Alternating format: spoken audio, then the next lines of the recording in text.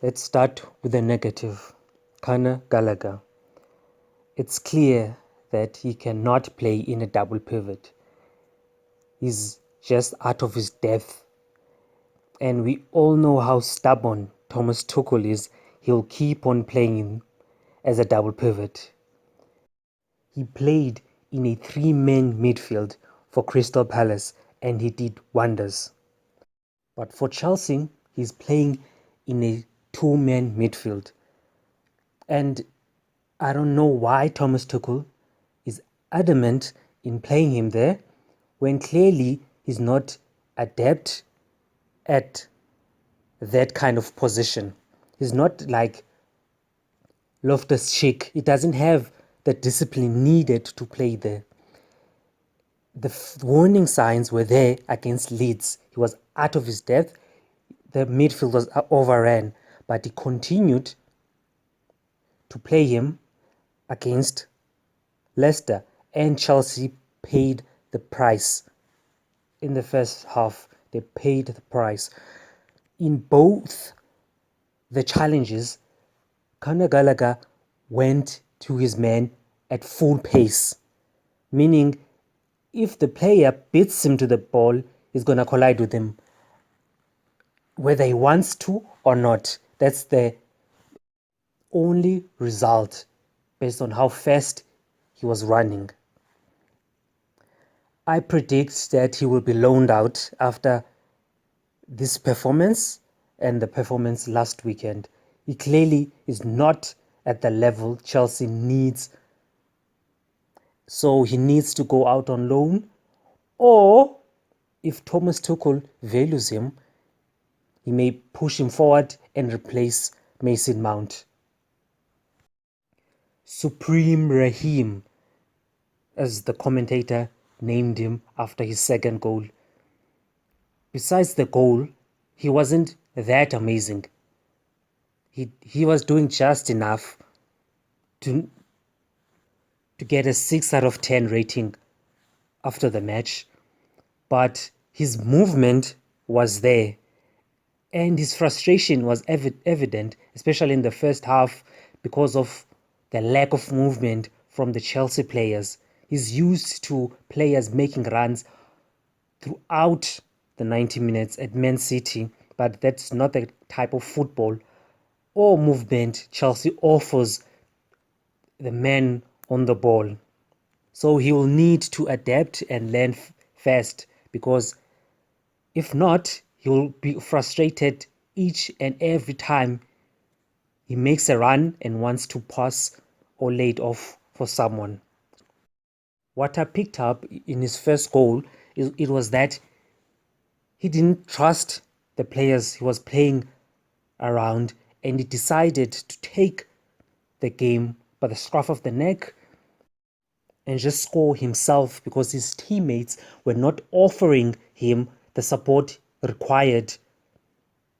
So he cut inside from the left flank and shot towards goal, and the ball hit the defender's knee and lobbed over the goalkeeper to make it 1-0 for Chelsea.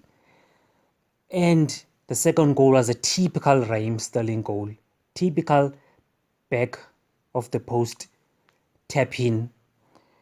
The ball was with James and he passed it to Loftus-Cheek, who returned the ball to him, and he put in a world-class cross, simple enough cross for Raheem Sterling to just tap it in. And Raheem Sterling's performance deserved an 8 out of 10, because even though he was frustrated by the lack of support or quality up front, he still was rated enough to score 2 goals when needed. Chelsea fans were quick to point out that Mendy needs to be benched. He needs to take a breather. But today he proved that he's a world-class goalkeeper. Yes, against Leeds, he cost the Chelsea the game, because that first goal was enough to make Leeds win the game, the way the game was going. But against Leicester, he proved once again why Thomas Tuchel stuck with him and why Czech recommended him to the Chelsea board. I believe that Mendy needs to continue in goal because as much as course Chelsea goals every time he makes a mistake, but when he's on form, nothing gets past him. The save he made in the first half was amazing.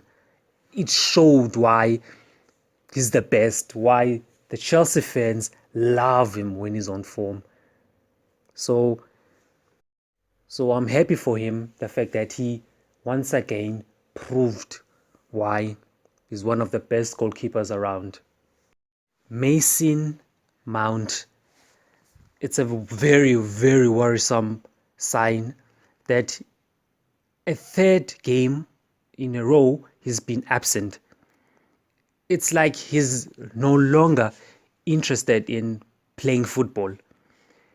Because of the formation Chelsea was playing, he was not involved whatsoever in the first half because the ball or the play was more focused on the right side of the pitch than the left side.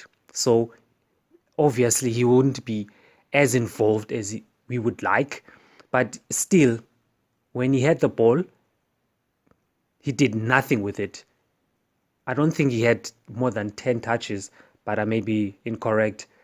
That's how absent he was in the match.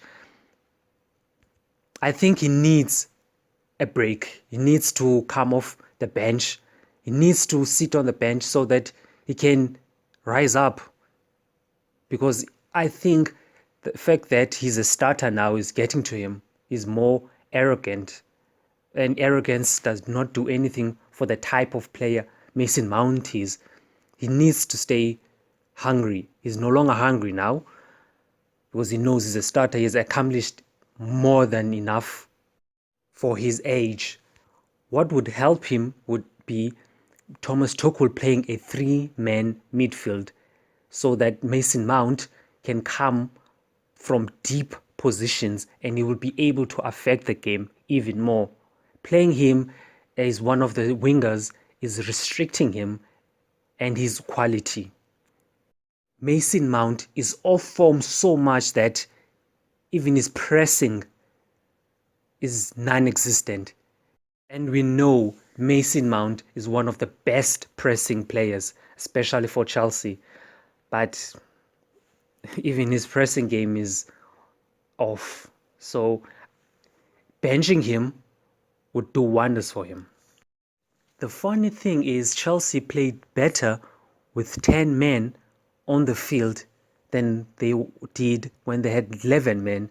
I believe that with one attacking player taken out of the game, it opened up space for Sterling and Havertz to operate.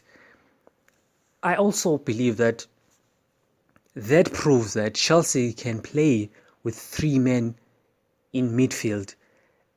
I know that Thomas Tuchel attempted that 2 seasons back and they were beaten by Man City.